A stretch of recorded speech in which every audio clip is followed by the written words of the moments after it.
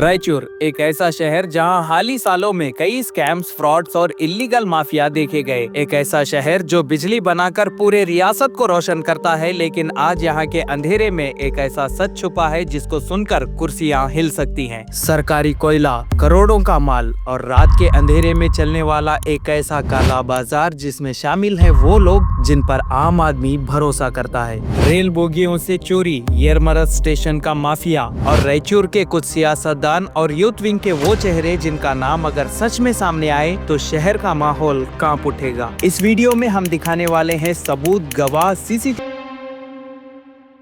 दोस्तों, रायचूर के thermal power plant में बिजली बनाने के लिए आमद किए जाने वाला सरकारी कोल आज एक बड़ी औकात को बेनकाब कर रहा है, क्योंकि इस कोल के साथ सिर्फ सरकार का पैसा नहीं बल्कि रायचूर की ईमानदारी भी जल रही है। हकीकत ये है कि YTPS में इस्तेमाल होने वाला कोल दरख्तों की तरह नहीं टूटा मगर इज्जत की तरह बेचा गया। और बेचने वाले कौन? पावर मैक प्रोजेक्ट कंपनी के वो लोग जिनको मेंटेनेंस का कॉन्ट्रैक्ट मिला है। इनके अलावा रायचूर के कुछ सियासतदान, रूलिंग पार्टी के कुछ यूथ विंग के लोग और YTPS के वो अफसर जो कुर्सी को जिम्मेदारी नहीं तिजोरी समझ बैठे हैं। दोस्तों, कर्नाटका हुकूमत बिजली के लिए कोल खरीदती है और इस कोल को ट्रेन के जरिए YTPS में भेजा जाता है, जहां पर ट्रेन की बोगियों में रखे इस कोल को पूरी तरीके से घुमाकर CCTV की निगरानी में पूरी तरीके से खाली करना होता है। और खाली इस तरीके से किया जाना होता है कि एक भी कोल का टुकड़ा ना बचे। लेकिन यहाँ पर रात के अंधेरे में रेलवे बोगियों को जानबूझकर पूरा खाली नहीं किया जाता और हर रोज 150 से लेकर 200 टन कोल इन बोगियों में ऐसे ही छोड़ा जाता है ताकि रात के अंधेरे में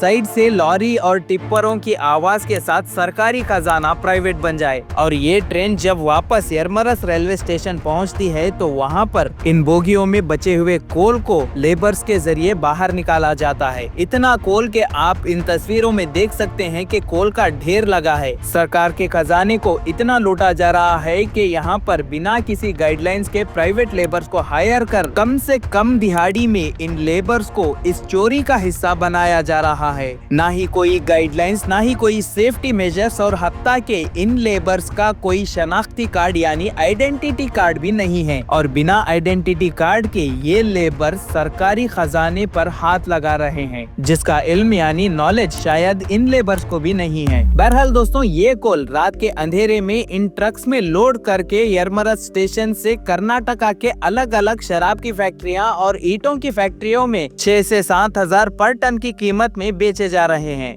और इस इलीगल कोल माफिया को चलाने वालों में पावर मैक प्रोजेक्ट्स कंपनी के मेंटेनेंस मैनेजर सुरेंद्र नाथ के और सुपरवाइजर हरि कृष्णा का नाम अव्वल पर आ रहा है। दोस्तों, रायचूर की सरजमीन पर इलीगल मिल्कियत का असली बाप ये पूरा कोल माफिया है, जिसमें खुद रायचूर के कुछ लोग भी शामिल हैं। और इन कुछ लोगों में रायचूर के सियासतदान, कुछ रूलिंग पार्टी के यूथ विंग के लोग और सरकारी अफसरों का जिक्र सामने आ रहा है। दोस्तों, इस इलीगल कोल माफिया या कोल चोरी से सरकार का नुकसान और इनकी एक दिन की चोरी 17 लाख से ज्यादा की है। तो इस हिसाब से हर महीने 5 करोड़ 25 लाख रुपए और हर साल 63 करोड़ रुपए, यानी दोस्तों ये लोग हर साल 63 करोड़ रुपए खुले आम चोरी कर रहे हैं। सवाल ये नहीं कि पैसा कहाँ गया, सवाल ये है कि ये पैसा किस किस की जेब में गया। यरमरस रेलवे स्टेशन पर कोल के ढेर खुले आम पड़े हैं। हर रेल की बोगी से गिरती हुई कोयले की धूल रायचूर के सुपीरियर्स के चेहरे पर पड़ती है, फिर भी कोई रिएक्शन नहीं होता।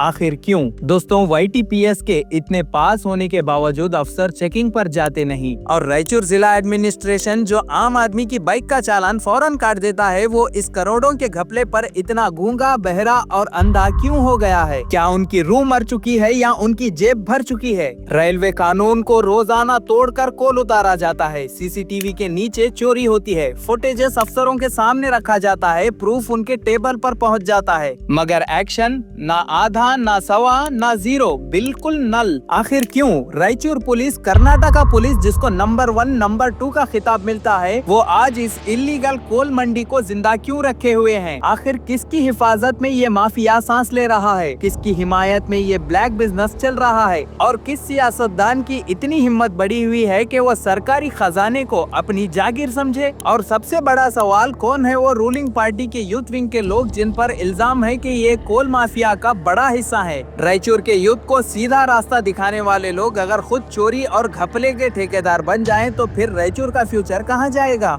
जो लोग कल भी यूथ लीडरशिप का डंका बजा रहे थे, आज वही लोग इल्लीगल कोल ट्रक्स का रेट बजा रहे हैं। और वो कौन कौन से सियासतदान हैं जो दिन के उजाले में खुद को फरिश्ता बताकर पब्लिक का वोट लेते हैं और रात के अंधेरे में कोल की गद्दी पर लेटते हैं। आखिर इन सब के नाम कब बाहर आएंगे, कब फाइल खुलेगी, कब केस बनेगा, कब इस पूरे मामले पर सही तरीके से इन्वेस्टिगेशन शुरू होगा, या कहीं फिर से रायचूर के लोगों को सुना दिया जाएगा कि रात गई बात गई। ये सवाल रायचूर के लोगों का नहीं बल्कि उनके खून पसीने की मेहनत का है, जिनके पैसों से सरकारी खजाना डेवलपमेंट के लिए भरता है और आज उन्हीं के टैक्स का पैसा इस तरीके से खुले आम लूटा जा रहा है। इन सारे सवालों के जवाब देना ही होगा सरकार को भी, जिला एडमिनिस्ट्रेशन को भी और यहाँ के रहनुमाओं को भी। और जब तक जवाब नहीं मिलता तब तक ये सवाल उन लोगों के दिलों को झिझोड़ता रहेगा जिनके हाथ में पावर है और जिन पर शक है। दोस्तों, रायचूर की मासूम आवाम के आंखों में धूल झोंक कर रात के अंधेरे में की जाने वाली इस करोड़ों की हेरा फेरी को लेकर अपनी कीमती राय कमेंट सेक्शन में जरूर देते जाइए। ऐसे ही वीडियोस को आगे भी देखना चाहते हैं तो हमारे साथ बने रहिए। इस चैनल को सब्सक्राइब करिए, नोटिफिकेशन बेल को ऑन करिए, आने वाली वीडियो की अपडेट्स आपको मिलती रहेंगी।